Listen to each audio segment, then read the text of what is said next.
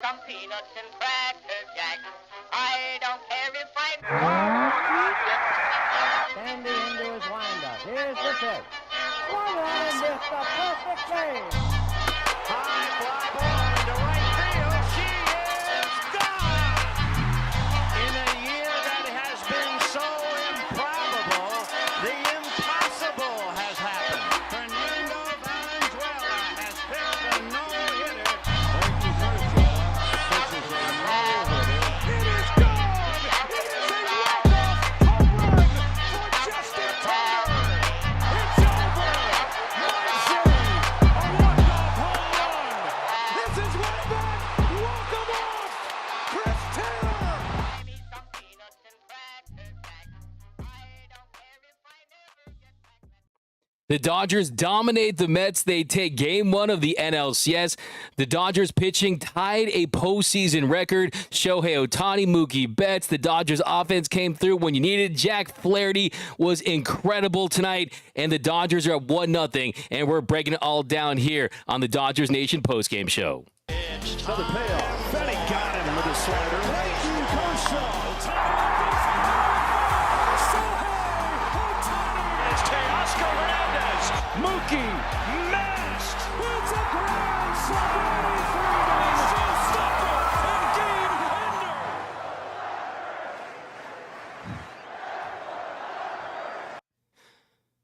What is up, Dodgers Nation? Welcome to the Dodgers Nation post-game show. My name is Doug McKain. You can follow me on X and Instagram at DMac_LA. Thanks for joining us after the Dodgers dominate the Mets. They win by a final score of 9-0. They're up 1-0 on the series, and now the magic number is 7. 7 more wins until the Dodgers get their 8th World Series title in franchise history. Jack Flaherty was incredible tonight. Jack Flaherty goes 7 innings, 6 strikeouts, 2 walks, give up just 2 hits. The Dodgers offense, they out-hit the Mets 9-3. They scored 9 runs to the Mets 0, and they are now 30 consecutive scoreless innings from the Dodgers starters to their relievers combined. That ties a postseason record. Mookie Betts came to play. Shohei came to play. The bottom of the lineup, we'll talk about Kike Hernandez schooling Jesse Winker with one of the best dekes that you'll see, but it was an absolute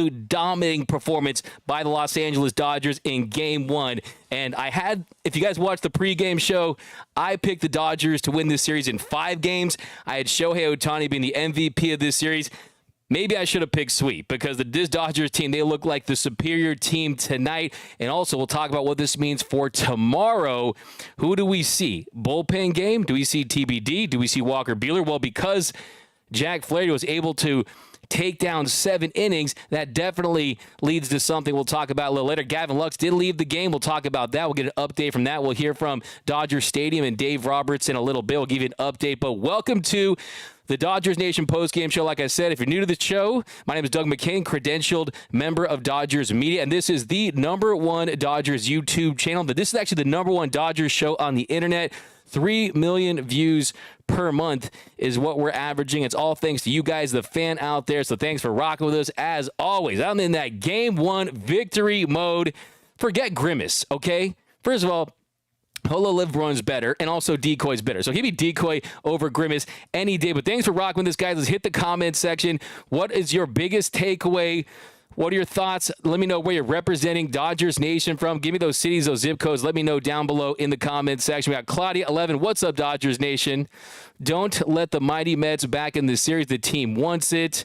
33 consecutive scoreless, 3 straight shutouts. The narrative was that the Dodgers didn't have pitching in the postseason. Try telling them that. Yeah, I mean, you look at this pitching throughout this postseason run. I mean, you give up tons of runs early on in the first part of the Padres series with Yoshinobu Yamamoto, and Jack Flaherty had a B-, C+ performance in Game 2. Game 3, Walker Buehler, he's trying to gut it out, and he had the bad defense, and they combined for 6 runs in that one. But tonight, I mean, you saw on display. I mean, Jack Flaherty was incredible. He really showed tonight why the Dodgers went out there and traded for him. Because when they traded for Jack Flaherty at the deadline, the talk was about, can you go out there and get a Tariq Skubal, right? Can you get a Garrett Crochet? They ended up with Jack Flaherty at the deadline because they thought that they could get this from him. They thought it would probably come as a number 3 starter, maybe as a number 2 starter, but tonight he steps up as your game 1 starter in the NLCS,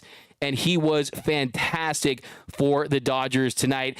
And it was the command. It was how sharp he was with his fastball command on the edges tonight. And you also saw him go up there and get some great defense from Kike Hernandez as well, who continues to hit. But yeah, just an incredible showing from this Dodgers team, who now you got to give all the praise to Jack Flaherty. I mean, who's your Dodgers dog of the game? Because my Dodgers dog of the game in game 1, I'm going with Jack Flaherty from Burbank, Harvard Westlake Wolverine. I'm going with Jack Flaherty, my game 1 Dodgers dog of the game. Dodger dog of the game. And yes, this is just one game, but the Dodgers made a major statement in this one. They made a statement saying, you know what? The team to beat was the team they just beat, and now they're playing with so much confidence, so much focus. I don't think I've been this confident in a Dodgers team in, I don't know, since 2017. And since 2017, when that team was dominating. How confident was I? I made this overlay Dodgers take game 1 in the first inning, okay? That's how confident I was this team was going to win. I'm not saying I was jinxing anything or anything like that, but this Dodgers team from top to bottom, they're performing so well. They're in such a good spot that you just really feel like good things are going to happen. And I think that was the biggest takeaway tonight. I mean, the first number 1 big takeaway tonight, outside of Jack Flaherty giving everything that you would have hoped for and then some, was every single time the Dodgers had opportunities early on in this game, they came through in big spots. And we'll do the inning for inning breakdown like we always do in a second here. But look at the Dodgers with runners in scoring position tonight. They were 5 for 11 with runners in scoring position tonight. They left 7 men on base, but early on in this game, you got big swings, you got big walks, and you never had this doubt that, oh, we're going to have this cold stretch like we see. You know, I always call it the Dodgers postseason syndrome. You didn't have the DPS in this one. No one had that DPS, the Dodgers postseason syndrome, where the bats get cold, the offense gets tight. No, they jumped on Kodai Senga early, and that was the difference. And it was also, look, you know, I always say your momentum is only as good as your next game starting pitcher, right? That's the old adage in Major League Baseball. But one way to carry on momentum from a big Game 5 series win and to beat that Padres team, and look, the champagne's still wet in that locker room, and just like that, boom, NLCS against a hungry and hot New York Mets team. But the way to get that offense to carry over early and get that momentum to carry over early is to do it early in the game, and that's what the Dodgers do. So tonight felt like an extension from Game 5, certainly from a pitching standpoint, because they put up zeros all night, just like they did in Game 5 against the Padres, but also the offense. It was a little bit of a sense of relief because you're not going up against Yu Darvish, right? You're going up against Kodai Senga, and you really had your way with this Mets pitching in this one. But let's dive into the comments, and we'll break this one down. This team is hungry from Rosemary Rodriguez, comment of the show. By the way, if you haven't yet, go get geared up, man. Go get geared up over at gearup.la. Let's see. You got gearup.la. Go get geared up, and you definitely want to go and do that. And definitely, if you're over there, you want to pick up one of our newest T-shirts. And our newest T-shirt is super fire. You guys know the three sisters outside the bullpen that watch over that bullpen. You can go get over at gearup.la. You got the nice blue, you got the black, you got the 3 palm trees, you got the little crinkly awning right there, that iconic look at Dodger Stadium on the back. So go over to gearup.la, get your merch game up. This is our newest release, our newest drop, limited edition. Go pick these up, man. Wear them to game 2. Wear them later on in the series. So you definitely want to go and get that. So definitely hit that for sure. But welcome to the Dodgers Nation post-game show. Keep firing away in the comment section. This is the official after party here. We got over 2,000 in the chat. If you haven't yet, hit that like button. If we get to 1,000 likes, it's an automatic Game 2 win. I'm just saying. 41 scoreless innings next from Jen Coop, 3.8. Virginia Beach into house. Dodgers fan in the Bay. I've been here since 2016. Rep the Dodgers in the Bay. Let's go. We got Tommy Alvarado. Mookie in the chat. Flaherty is a bad hombre. That's from DJ Mad Vibes. We got Mets throwing more balls than a Diddy party. Okay, gonna get a bruh for that. Ohtani hits with wrist. Wow, yeah, it's incredible. When you look at his performance with runners on base versus off, it's definitely a little bit of a difference here. Who's gonna stop us? The MV3 showed up. That's from Jose. Dougie, this pitching can win it all, from Ryan Montas. The infamous El Guapo. I called it D-Mac last show. I said the Dodgers make history with 3 consecutive shutouts. You did. I'll give you a fire take for that one, because that was definitely the right take. D-Mac, 1 down, 3 to go. I'm telling you, sweet all the way. So, yeah, let's not get ahead of ourselves. But, yeah, Jumbo Jack Flaherty definitely came out tonight and pitched extremely well, and he sets up this team for the rest of the series. Beirut, a 199 super chat. Dodgers will make history, and tomorrow can secure number 7. We got Ohtani from Jack 42. Every Dodgers showed up today is from Claudia 11. Dodgers friends from Pennsylvania. 1 game at a time. We got Felipe Vasquez, Compton 900220. They not like us. Yeah, that team. That's the rallying cry is they not like us, and it's we just don't give a f. Right? Are we live? Okay, exactly. We got United States of America says Grimace. Nah, we got Decoy. Okay, so let's break this one down, because that was the biggest takeaway in this one, outside of the incredible pitching that we've become used to at this point, was the relentless approach from this offense early on. The relentless approach that allowed this team to get a nice lead, that gave Jack Flaherty a nice cushion in this one, and I think that hopefully we see that going forward, because tomorrow you got Sean Manaea in a 1 o'clock game trying to even the series. But they just got right to it. Bottom of the first inning, Mookie Betts draws a 1-out walk. Freddie Freeman, he draws a 6-pitch walk. And then Teoscar Hernandez draws a 4-pitch walk. So just like that, the Dodgers have the bases loaded on Kodai Senga. Now, remember what happened against Yu Darvish in Game 2 last Sunday? You had the bases loaded with no outs, and you were only able to score 1 run off it thanks to that Gavin Lux sacrifice fly. Well, tonight, different story. Will Smith, he flies to the center for the 2nd out. That brings up Max Muncy, and 2-1 count. He singles to score 2. The 2-1. Into center field, and the Dodgers cash in. Betts in to score. Freeman lumbering home. He'll score as well. 2-0 LA. Max Muncy delivers with 2 gone in the first. And Freddie Freeman out of gas. That ankle throb.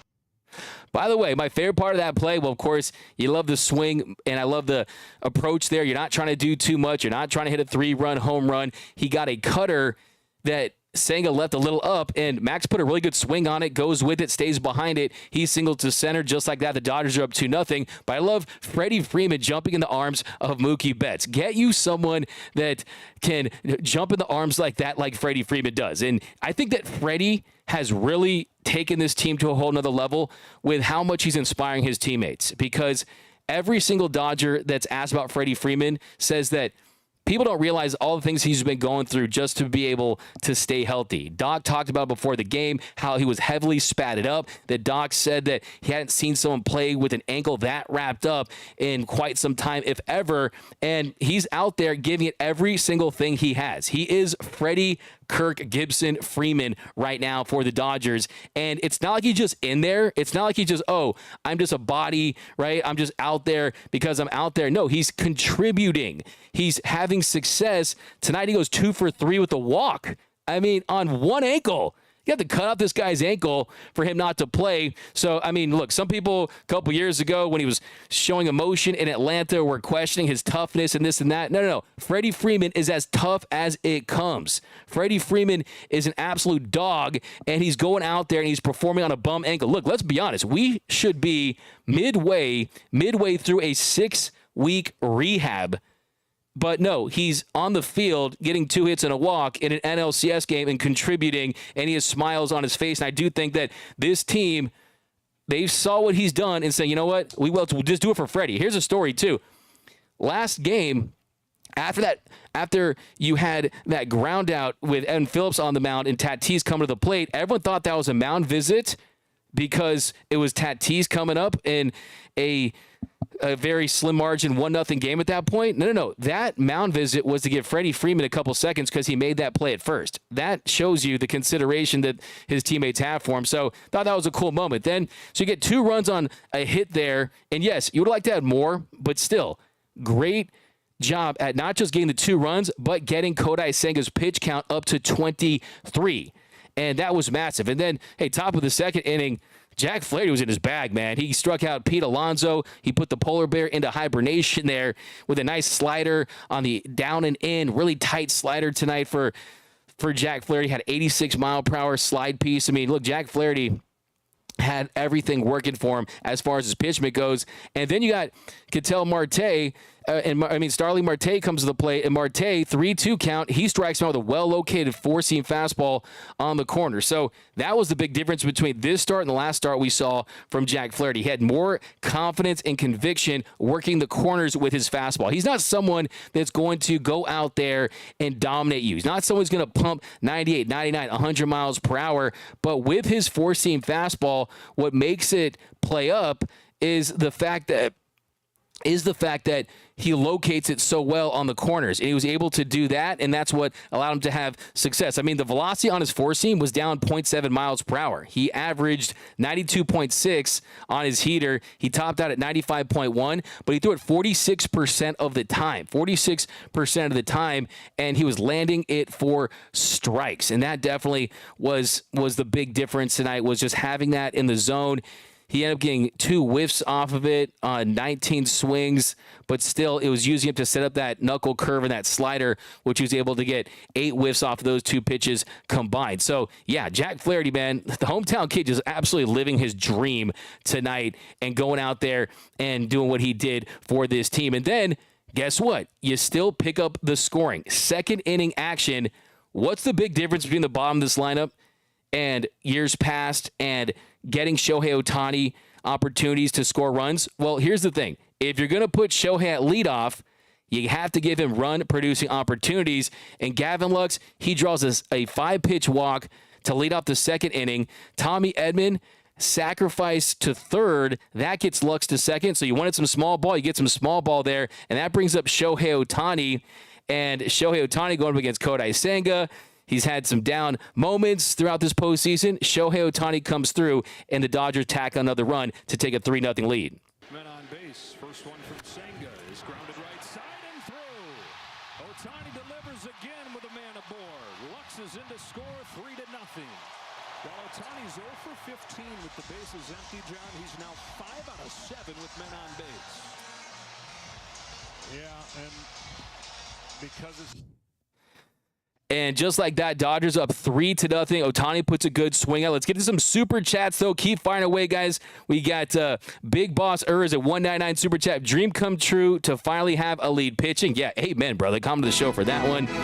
We got Miles Baltazar, a $50 super chat. Jack pitched a gem. Be consistent, boys. Dodgers in 6. The fire take right there. We got Edwin, a $5 super chat. I love this team. I called it in the beginning. We are sweeping the Mets, representing from Southern Oregon. Go Dodgers and go Rams. We coming. Then we got a $4.99 super chat from Ralph getting it. It's October, so Jack the Ripper Flaherty showing us exactly why we traded for him. It's a fire take right there, Ralph. I love that. We got Dwayne Antonio Doug. Them shirts, though. Fire. 999 super chat. Go get those shirts. The Three Sisters shirts, though, it's kind of one of those, if you know, you know. And when another Dodgers fan sees you in that shirt, they're going to know that you're a true blue Dodgers fan. So you got to love that. We got a super chat in yen 777 from Desaga third. Key batters 1 through 4 at bay, and Mets have no chance. Yeah, if you watch the pregame show, I stress that as one of my big keys. As you look at the 1 through 4, they've hit 7 of the 8 home runs for the Mets this series. Their production level is superior to the bottom of their lineup. In the 1 through 4 is producing. Outside of that, they're hitting about 175 combined, so that's a great point. Rosemary Rodriguez, a 199 super chat. Mets are hungry. This Dodgers team is starving. I like that. This team is absolutely starving, and you couldn't be any more right about that. This team is focused and confident, and they're in a really good place right now. Hojo Collider, $2 super chat. Big Easy in the house. Let the good pitches roll. I like it. I like it for sure. Give you a comment to the show. We got a $249 super chat from my man Nico Nishimura. What was our largest win streak this season? I could see us winning our next 7 straight games. We are red hot. If you could win 7 straight, that would be some all-time. That's some 0-1 Lakers type of run right there, although they did lose game 1 to the AI step-over game. But I'll take that level of dominance, but let's slow down just a little bit. You have a Yankees and team that could present some problems, but we're trying to slay this first New York Dragon before we get there. But I like the confidence right there. And we got Ryan Montaz, a $20 super chat. Not to knock the Mets or disrespect them, but the difference between their offense and the Padres is night and day. I'm so used to the Padres getting hits or runs almost every inning, and this was completely different. Yeah, exactly. And that definitely is the big takeaway here, is how they handled that the way they did, and they continued to put their foot on the gas. It was all gas, no brakes early on, and even though it wasn't home runs and things like that, they were still able to go on a nice run and put that together. So, yeah, it absolutely showed itself. So keep firing away in the chat, guys. Welcome to the Dodgers Nation post-game show. We got, could you, Matt, wait, what's happening here? Let's see here. Bum, bum. Do-do-do-do.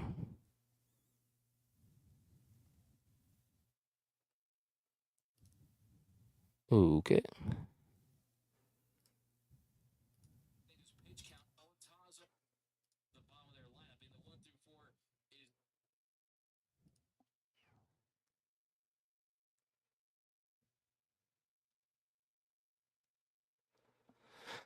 Do-do-do-do.